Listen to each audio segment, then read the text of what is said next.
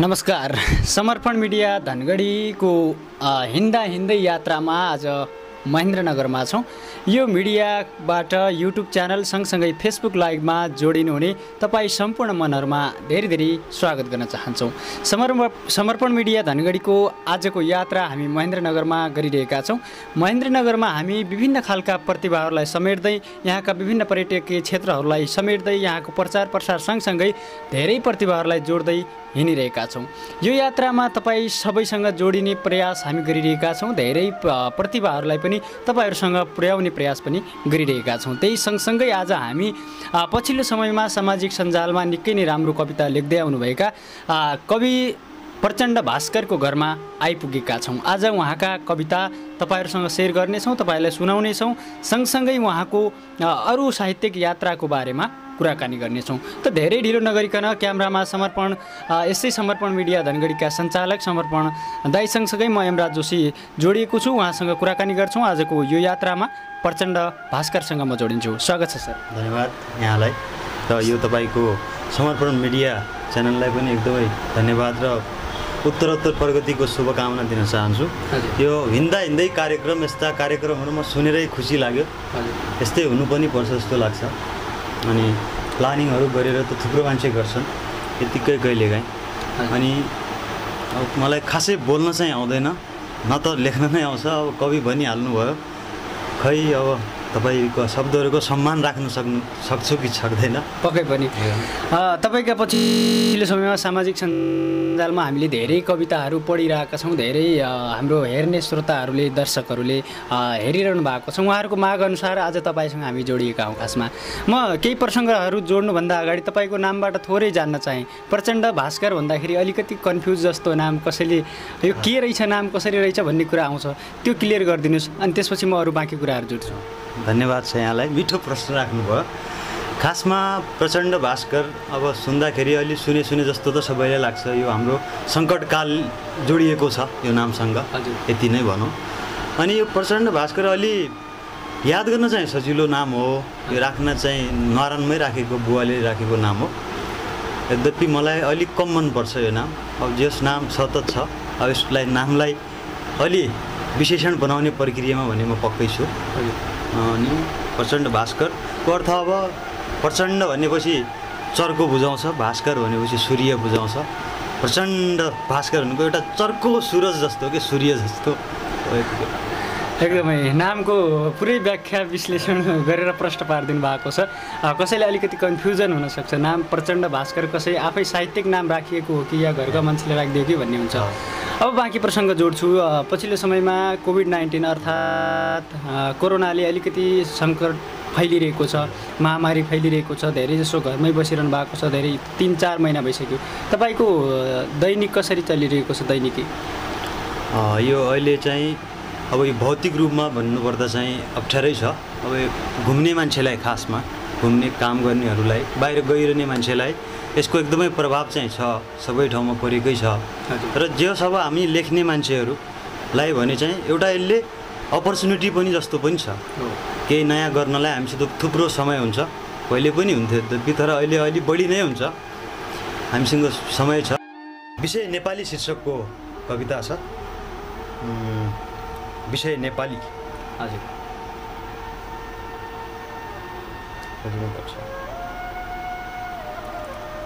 उसलाई सब थाहा छ, उसलाई सब थाहा छ। उसले विज्ञान पढेको छ, उसले गणित पढेको छ, उसले नैतिकमा त अत्यधिक नतिजा ल्याएको रेकर्ड नै छ। ऊ विद्वान हो, उसलाई सब थाहा छ। सामाजिक यो त उसको चासोको विषय। अझ नक्सा बनाउन फुरुक्कै हुने आर्टिस्ट हो। अर्थशास्त्रमा अब्बल, भूगोलमा ख्याति कमाएको, साहित्यमा ख्याति कमाएको, भूगोलमा गोल्ड मेडलिस्ट, लेखामा पनि खाइलाग्दो अङ्ग्रेजीको त ऊ सेक्सपियर नै भइसक्यो। अर्थशास्त्रमा अब्बल, भूगोलमा गोल्ड मेडलिस्ट, साहित्यमा ख्याति पाएको, लेखामा पनि खाइलाग्दो अङ्ग्रेजीको प्योर सेक्सपियर, राजनीतिको त ऊ प्राध्यापक डाक्टर नै भइसक्यो। ऊ विद्वान हो, उसलाई सब थाहा छ। उसलाई इतिहासका गाता हराएका अथाह कथाहरू समेत थाहा छ। उसलाई इतिहासका गाता हराएका अथाह कथाहरू समेत थाहा छन्। ऊ दुर्लभ इतिहासकार पनि हो। उसले खेलकुदमा जमानादेखि नै नकुदेरै कैयौँ कीर्तिमान कायम गरिसक्यो। ऊ वरिष्ठ खेलाडी पनि हो। उसलाई धेरै भाषा बोल्न पनि आउँछ। Hindi, Chinese, Japanese, American, Korean यस्ता कैयन। He is like an allrounder. उसलाई कैयौँ भाषा बोल्न आउँछ। He is like an allrounder. तर ऊ मौन छ। उसलाई कैयौँ भाषा बोल्न आउँछ तर ऊ मौन छ। कसैले उसको देशलाई माझी औँला देखाइरहेछ, बाजी जिते जसरी, तर ऊ भने मौन छ। उसलाई कैयौँ भाषा बोल्न आउँछ। कसैले उसको देशलाई माझी औँला देखाइरहेछ, बाजी जिते जसरी, तर ऊ भने मौन छ। उसलाई आफ्ना पब्लिकको पटक्कै चिन्ता छैन। ऊ त सोल रिपब्लिकको हेडफोनमा माछिदाई पोखरा फेवातालको गीत सुन्दै पल्टिरहेछ। उसलाई आफ्ना पब्लिकको पटक्कै चिन्ता छैन। ऊ त सोल रिपब्लिकको हेडफोनमा माछिदाई पोखरा फेवातालको गीत सुन्दै पल्टिरहेछ। तातो सहरको झनै तातो नाम भएको बालुवाटारको कुनै चिसो तलाको झनै चिसो कोठामा र गुनगुनाइरहेछ। ख्याल ख्यालको घरिघरि बाहिर चर्का स्वरहरू छन्। बाहिर युद्धका स्वरहरू छन्। बाहिर डरका स्वरहरू छन्। बाहिर विरुद्धका स्वरहरू छन्। बाहिर मधेसी पहाडी हिमालीका स्वरहरू छन्। बाहिर आक्रोशित आम नेपालीका स्वरहरू छन्। तर मेरो देशको विद्वानले केही पनि बुझिरहेको छैन। खाली ख्यालको मात्र गुनगुनाइरहेछ। मलाई त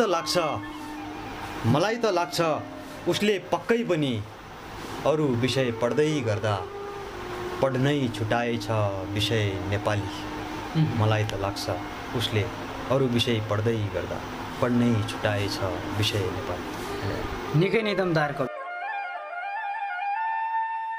हाम्रो प्रेमबाट उसले मलाई सदा सदाका लागि झिकिदिई। हाम्रो प्रेमबाट उसले मलाई सदा सदाका लागि झिकिदिई। आजभोलि मेरो हिस्साको प्रेममा बस प्रेम मात्र बाँकी छ। आजभोलि मेरो हिस्साको प्रेममा बस प्रेम मात्र बाँकी छ। धन्यवाद। कविता वाचन गर्न अनुमति चाहन्छु र यो कविताको शीर्षक छ जङ्गबहादुर। यो अलि समसामयिक, यो भारतको अलि धेरै न्युज च्यानलहरू हाम्रो सरकारले बन्द गर्ने निर्णय गरेको छ। र यो कविता अलि अघि नै लेखिएको हो, 2 महिना झन्झनै भयो। जङ्गबहादुर। दिल्लीको एक अस्पतालमा भारतका जङ्गका ऐलान। यस्तो खबर सुन्दै नेपाल आमाले एउटा बच्चा जन्माइन् र राखिदिइन् उसको नाम जङ्गबहादुर। भारतको दिल्लीको एक अस्पतालमा भारतका जङ्गका ऐलान। यस्तो खबर सुन्दै नेपाल आमाले एउटा बच्चा जन्माइन् र राखिदिइन् उसको नाम जङ्गबहादुर। नजिकै झुन्ड्याइएको सेता दारी भएको, सेता कपाल भएको, इन्द्र जस्तो रङ्गी बिरङ्गी नियत भएको एक नरको तस्बिर, नाम नरेन्द्र उर्फ नर इन्द्र। हेर्दै आमा चिच्याइन्, खबरदार खबरदार खबरदार। हाम्रो देशमा तिम्रो दूरदर्शनसम्म ठिक छ, तर तिम्रो झुट दर्शन हामी पटक्कै हेर्नेवाला छैनौँ। हाम्रो देशमा तिम्रो दूरदर्शनसम्म ठिक छ, तर तिम्रो झुट दर्शन हामी पटक्कै हेर्नेवाला छैनौँ। हाम्रो कद भले सानो भए पनि तिम्रो अहमताको वध गर्न हाम्रो बहादुर पद नै काफी छ। हाम्रो कद भले सानो भए पनि तिम्रो अहमताको वध गर्न हाम्रो बहादुर पद नै काफी छ। तिम्रो यो जङ्गको विरुद्धमा युद्ध गर्ने जङ्गी छोरो जन्माइसके मैले। तिम्रो जङ्गको विरुद्धमा युद्ध गर्ने जङ्गी छोरो जन्माइसके मैले र राखिसके उसको नाम जङ्गबहादुर। थाहा छ कि छैन तिमीलाई, थाहा छ कि छैन तिमीलाई सीमा मिच्ने जङ्गबहादुरले कहिल्यै हार्न जानेको छैन भनेर। थाहा छ कि छैन तिमीलाई सीमा मिच्ने जङ्गबहादुरले कहिल्यै हार्न जानेको छैन। धन्यवाद। निकै दमदार कविता। यसको शीर्षक चाहिँ प्रे छ, अङ्ग्रेजी हो हुन त, प्रे PRAY प्रे, छोटो कविता प्रे।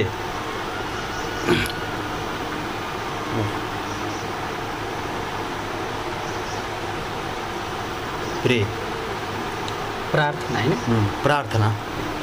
प्रार्थना। हाम्रो प्रेमबाट उसले मलाई सदा सदाका लागि झिकिदिए। हाम्रो प्रेमबाट उसले मलाई सदा सदाका लागि झिकिदिए। आजभोलि मेरो हिस्साको प्रेममा बस प्रे मात्र बाँकी छ। आजभोलि मेरो हिस्साको प्रेममा बस प्रे मात्र बाँकी छ। धन्यवाद। छोटै कविता थियो, निकै नै छोटो अनि दमदार कविताको लागि धन्यवाद। धन्यवाद। फ्रेमिङ कविता सुनाइरहँदा यसरी घरभित्रै बसेर सुनाइरहँदा घर परिवारसँग कहिलेकाहीँ सुनाइन्छ कि सुनाइँदैन? एकदमै एकदमै। मेरो घरमा कस्तो छ भनेपछि मेरो हजुरआमा चाहिँ एकदमै साहित्य प्रेमी। सबैभन्दा मेरो घरमा मेरो हजुरआमा छन्। उनीहरूलाई गीत देउडाहरू प्रायः अब पहाडीको हामी भएकोले, पहाडी परिवेशका मान्छे भएकोले म पहाडीमा पनि सुनाउँछु कति बेला। तर अब समय हुँदैन र तिनीहरूले अब त्यो सबै बुझ्दैनन् पनि, बुझे जति चाहिँ सुन्छन्, म सुनाउँछु। उनले बुझ्ने मेरो पहिलो पार्ट त्यो श्रोता घरबाटै हुन्छ। हाम्रै फ्रेमभन्दा पछाडि दाइ पनि हुनुहुन्छ, बुवा पनि हुनुहुन्छ होला सबै। उहाँहरूको अगाडि सुनाउनु भयो भने तपाईँले कस्तो खालको प्रतिक्रिया पाउनुहुन्छ? तिनीहरूको आँखामा एउटा चाहिँ आफूप्रति चाहिँ यो केही न केही गर्छ भन्ने एउटा चाहिँ आशाका त्यो किरणहरू चाहिँ देख्छु मैले। यद्यपि त्यो केही भन्दैनन्, मबाट त्यस्तो खासै प्रतिक्रिया आउँदैन। जे होस् एउटा सम्भावना र देखेको हुन्छ मैले, आशा चाहिँ देख्छु। अर्को कविता सुनाउँ फेरि। हजुर, कवितैको कविहरूसँग भेट भयो भने कवितै सुनाउने हन् र अनि फेरि सुनाइहालौँ न एउटा कविता। यो कविता लेखेको धेरै भएको छैन, अलि ताजा कविता सुनाउँछु। शीर्षक चोर खल्ती। चोर खल्ती। चोर खल्ती हुन्थ्यो त्यो पहिला पहिला होइन, गाउँघरतिर पाइन्टको भित्रपट्टि चाहिँ हो त्यस्तै चोर खल्तीको शीर्षकको कविता। यहाँ यो कविता यसरी सुरु हुन्छ। मलाई अहिले पनि राम्ररी सम्झना छ, मलाई अहिले पनि राम्ररी सम्झना छ, बुवाको पाइन्टमा एउटा चोर खल्ती हुन्थ्यो। मलाई अहिले पनि राम्ररी सम्झना छ, बुवाको पाइन्टमा एउटा चोर खल्ती हुन्थ्यो। जहाँ लुकाएर राखेका हुन्थे केही पोका खुद्रा पैसाहरू, केही थान कलिला मुस्कानहरू र लाज छोप्नै छोपेका हुन्थे फाटेका नोटहरू। मलाई अहिले पनि सम्झना छ। जब जब सावाको ब्याजले चर्को आवाज निकाल्थ्यो, जब जब सावाको आवाजले चर्को आवाज निकाल्थ्यो, जब जब सावाले ब्याजको चर्को आवाज निकाल्थ्यो, बुवाले बनाइदिनुहुन्थ्यो साहुलाई बुद्ध त्यही चोर खल्तीमा हात हालेर। बुवाले बनाइदिनुहुन्थ्यो साहुलाई बुद्ध त्यही चोर खल्तीमा हात हालेर। ऊ बेला म सोच्ने गर्थेँ बुवाको चोर खल्ती जस्तै मेरो पनि भएको भए। ऊ बेला म पनि सोच्ने गर्थेँ बुवाको चोर खल्ती जस्तै मेरो पनि भएको भए।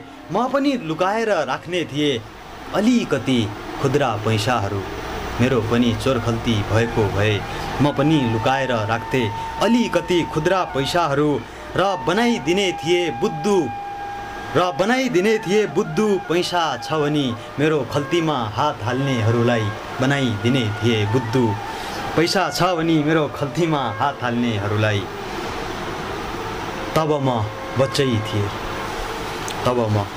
थिएँ र सोच्थे यदि मेरो पनि चोर खल्ती भएको भए म पनि अलिकति खुद्रा पैसाहरू लुकाएर राख्थे र बनाइदिने थिए बुद्धु। पैसा छ भने मेरो खल्तीमा हात हाल्नेहरूलाई, तब म बच्चै थिएँ। आज मेरा पनि बच्चा छन्, आज मेरा पनि बच्चा छन् र बल्ल सम्झिँदैछु चोर खल्ती रहरले होइन बाध्यताले बनाउँदा रहेछ। चोर खल्ती रहरले होइन बाध्यताले बनाउँदा रहेछ।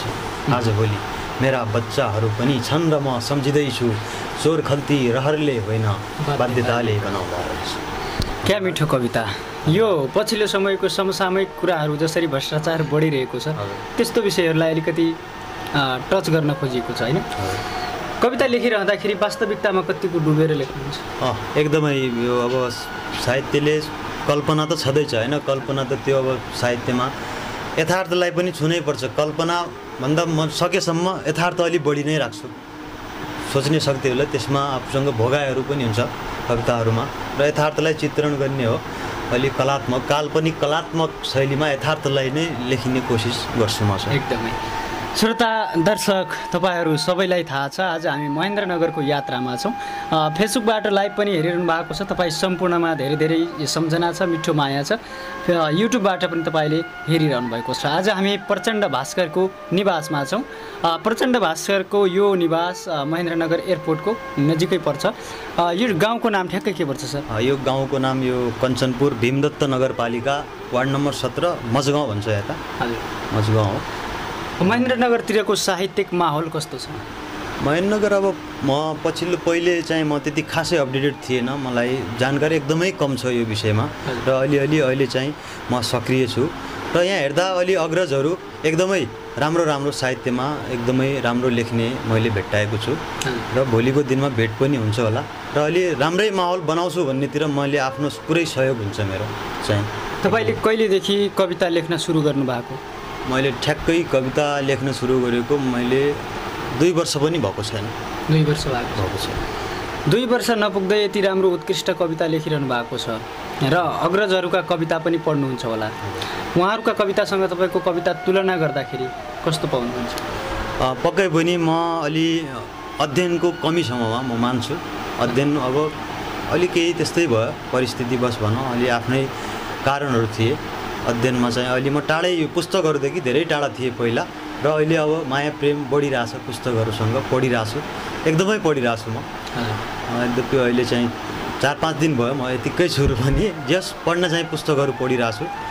अनि मैले के पाउँछु भनेपछि मेरो कविताहरूमा एकदमै शब्दकोशको चाहिँ मलाई धेरै कम छ, मलाई जानकारी धेरै न्यूनै छु म, शब्दमा अलि कमै छन् र सरल भाषाहरूमा लेख्ने कोसिस चाहिँ गरिन्छ एकदमै। कसैले अब भन्ला पनि पढ्ने बित्तिकै अलि सामान्य खालका पनि हुन्छन् र तर गहिरो सन्देश दिने मेरो प्रयास चाहिँ